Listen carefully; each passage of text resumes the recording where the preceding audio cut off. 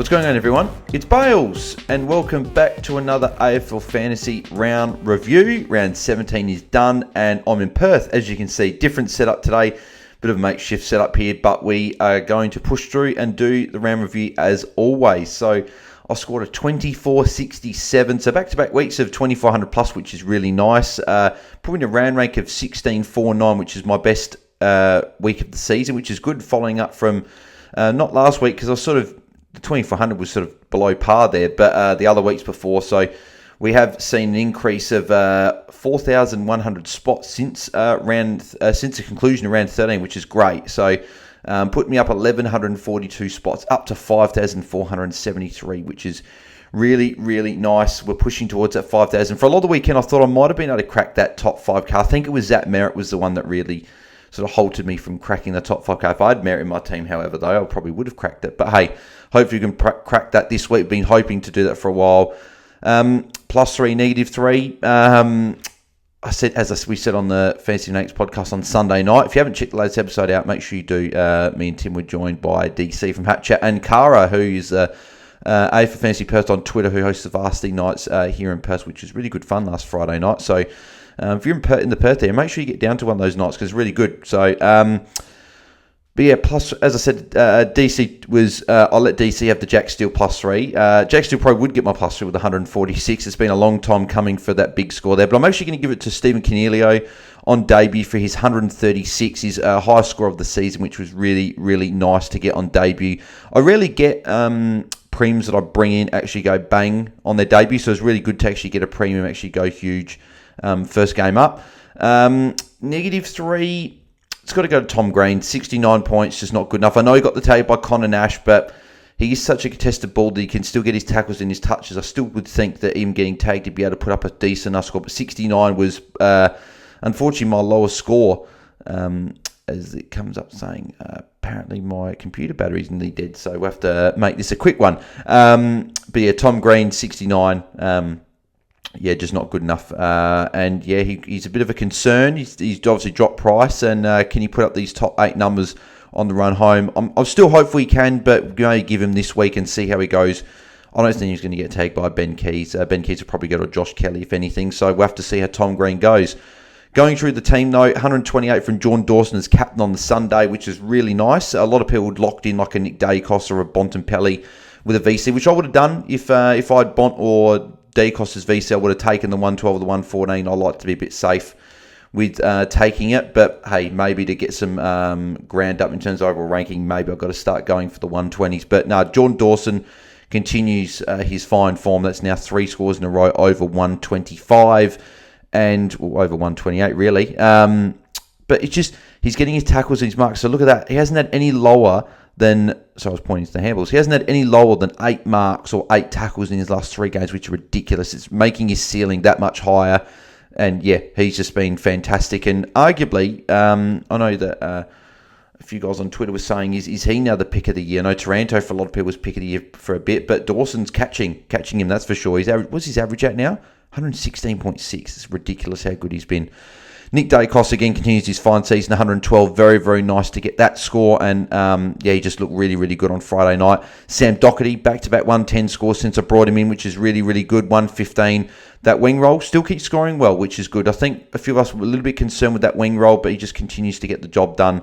So yeah, he's going to be a top 6 defender. Jack Sinclair at the same, 110, was very, very good as well on the Saturday night against Melbourne in that really pretty high scoring fantasy game actually. Tom Stewart, 111, got there late as well. I think the traders said he scored over 40 points in the last 5-10 minutes of the game, which is ridiculous. But we know Tom Stewart does that. He always gets to his scores. Obviously every now and again he'll put up a dud, but more often than not he'll get to his 90 plus score. So very happy to have him there. And Will Day, 87. Solid enough, but obviously with all these other guys going 110 in the defence, it would have been nice for him to go 100 and complete sort of the back 6 all going over 100, but that's okay. Campbell, he's got a good run coming up as well, so I'm probably going to hold him for a couple of weeks. Campbell Chesser, 66, and Ocean Mullen, 47. Good for them to make a little bit more cash on the bench in case I need it. I'm probably, again, going to have that scenario where I've got too much cash on the bench coming in the season, but hey, there's never a problem with having too much money in fantasy, that's for sure, because you can always get that upgrade if you want. Marcus Bonampelli, 114, continues just getting his 110s, and he's just absolutely consistent, and he can always get his ceiling scores. Very, very nice from him. He had a bit of a quiet patch on Friday night as well. He could have actually put up a 130, but 114, very happy with him. Andrew Brayshaw, 97. Not huge. He hasn't been huge of late. He's got his hundreds. He's only put up that one score over 110 really since round 10. Only the one score. So been a bit of a lean patch for Brayshaw, but with no Sarong this week, potentially, if they don't appeal that dangerous tackle, Brayshaw could put up a sitting score this week. So he'll be fine. Top 8 midfielder from here on. But yeah, just been a little bit of a leaner patch for Andrew Brayshaw lately. Rory Laird, 116, bouncing back after his poor performance last week. I was a bit concerned halfway through the game. I think he was on 33 at half time, and I thought, is he really going to be this sort of top 4, top 8 midfield that I'd hope for, because Dawson's the one taking the majority of the points now, but Laird still got it done. I still think he'll be top 8 mid, but maybe he's in that bottom 4 compared to the top 4 that I was thinking maybe at the start of the year. Brad Crouch, 96. Bit of a flag with Jack Steele back to form. Can Brad Crouch and Jack Steele average 110 from here? I think they can, but it is just a concern, and it'll be interesting to see with the next couple of games being easier matchups. Can Brad Crouch keep putting up numbers? Because he's expensive, so if he does and you want to jump off if you've got no issues, then it might not be a bad idea. But I'm going to hold for a couple of weeks to see how he goes. Tom Green, we mentioned before, poor performance, but hopefully against bounce back against Adelaide this week. Hopefully the Crows still win. Jack Steele, 146. It's been, as DC said last night, it has been coming for a few weeks. He's looked better. He hasn't looked injured or hampered. He hasn't had strapping on his knee. It's just been, I think he's just been out of form. He's just been nearly getting there. And this was the game he finally got there. Had a huge game with 146. Clearly his best game of the season and best game in a long time. I can't remember last time he went over a 130. Because last year was consistent, but he never really had many ceiling scores. Whereas this one, 31 touches, 6 marks, 12 tackles and a goal. First goal for St Kilda as well in that game. So yeah, I think he's back to form. I think he's a great option. We'll obviously talk about him tomorrow. Because obviously this video is going up on Tuesday. We'll talk about him tomorrow in the trade talk video, because I'm sure that a few coaches are going to be very keen on him at a cheap price of 802k. Lockie Ash, 74. Just hasn't been the pick that I hoped for. I'm fine that they took the punt on him, but he's been consistent, but it's just been anywhere besides that one game against Saints where he got the 64. It's really been between 74 and 95. It's been consistent but just not good enough. So not quite the pick I hoped. I bought him for about this price, and it would have been good for him to go 800k, so I could go to a defender easier. But hey, he'll be gone for me this week, and I'll talk about my trades later. Callum Mills, 92. Happy enough with him. He obviously went into defence for a little bit there in the third quarter with Jake Lloyd being subbed out of the game. So if they don't bring a defender in, maybe does he play some more defence? I hope not. But the Bulldogs this week, I think they're going to need him in that midfield against Treloar, McRae, Bont, Libba. They're going to need a guy like Callum Mills in there, maybe going head-to-head with a Bont. So I expect him to play midfield on Thursday night. So I still think he's a not bad target. Mark Swinhager got it done at halfback, which was very interesting, playing that role. But very happy with him, making a little bit more cash there. Dev Robertson, 55. Disappointing. I was hoping he'd go well, because I would have actually gone Petrarca over Cornelio. But I'm actually glad Dev Rob didn't actually go too well now, because I would have rather Cornelio over Petrarca, because if Petrarca's playing forward now with Fritsch out, that's going to be a little bit of a concern with him moving forward.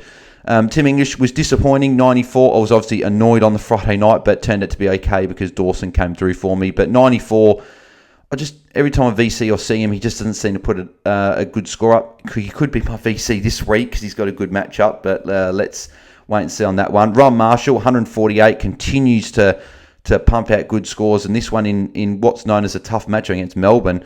130, 148 in his last two, 95% game time, which is crazy. And he only had 15 hitouts to get that huge score. It was just 30 touches, 10 marks, 7 touches. He's an absolute machine, averaging 113 now. And English's average is now down to 116.8. So Marshall's catching him. We thought English was a clear number one, but Marshall's catching him. So a lot of coaches will probably have Marshall at number one now over English, just with Marshall's ceiling that he's showing lately. Tin Taranto, back-to-back scores under 100.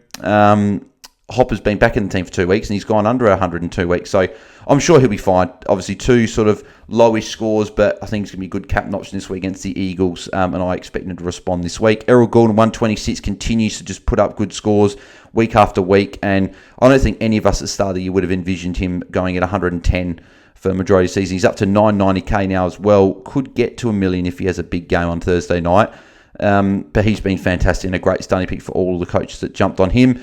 Stephen Canino, as I mentioned before, very nice debut, 136 from him. Very, very happy to have him in the side, and I expect... I'm hoping for some big scores like this on the run home. He hasn't had too many of these big 120s. I think that's only his second time this season he's gone over 120, so it'd be really good if he can go 120 a couple of times on the run home. Yeah, only his second time over that. And he's only gone 4 times over 110, so hopefully some silly scores on the run home. Rosie, 800s in a row, another 103. Very, very happy with him. He continues to get it done. Ben Keys had a good second half, had a 65-point second half to get that 91, so happy enough considering that the Crows got pretty well beaten against Essendon. I know it was only 3 goals difference, but Crows were beaten pretty badly. And Keys to get to a 91 is not bad. Pretty happy with that, and I think he's still going to be fine moving forward. Darcy Cameron, 77. That's a bit of an issue. That's now 2 scores below 80 in a row. Sean Darcy this week's going to be a tough matchup for Darcy Cameron. Hopefully he can get some points around the ground and put up a solid score, but if not, he could be going for me next week. He's not going to go this week. I've got other plans for my trades, but he could go the week after. Angus Sheldrick, 46. Didn't come through for us on the Thursday night loophole, but we've got another chance this week to loop him as he plays on Thursday night yet again. So hopefully he can put up a good score, and I could bench a Darcy Cameron potentially. Kyle Lohman, 25, obviously come on the sub, but scored a fair few points. I think he scored then about, I think he came on at 3/4 time or just early in the last, I think it was early in the last quarter. So to score that in that, it's pretty good, and it meant that he actually went up a little bit in cash as well instead of sort of stagnating in price, which is really handy for cash gen.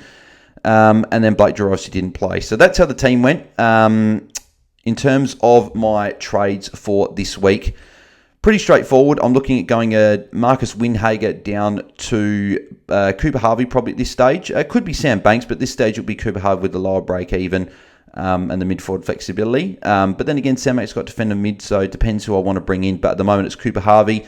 And I'm going Lockie Ash up to James Sicily, moving a Jordan Dawson or Will Day, whoever I want to, into the midfield. Or I could do Dacos or Doherty because they both got mid-status. And also Sinclair got mid-status as well. So all 3 of them got mid-status, which is great.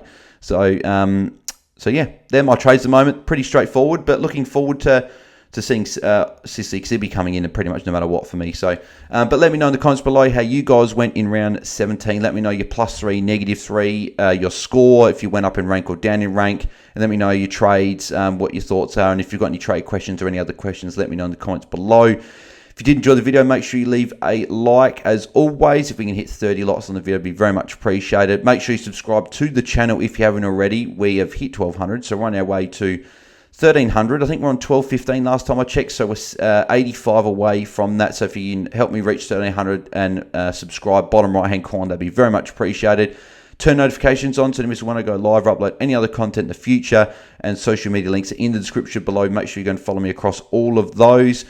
We're back tomorrow for the Wednesday Trade Talk video as always. And then Friday evening before I go to the Perth show with the traders. If you guys are in Perth, make sure you guys get along to that. If you've got, I think tickets are sold out for that show. But I'll be going to Thursday as well. So tickets are still available for that. So make sure you go and get those.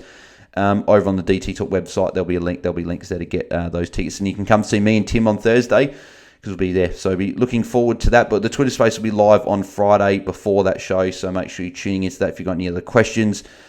And yeah, best of luck for well, enjoy the rest of the week. Obviously, we've got a couple of days before footy starts again. But until then, I'll catch you guys in the Trade Talk video tomorrow. So I'm out. Cheers.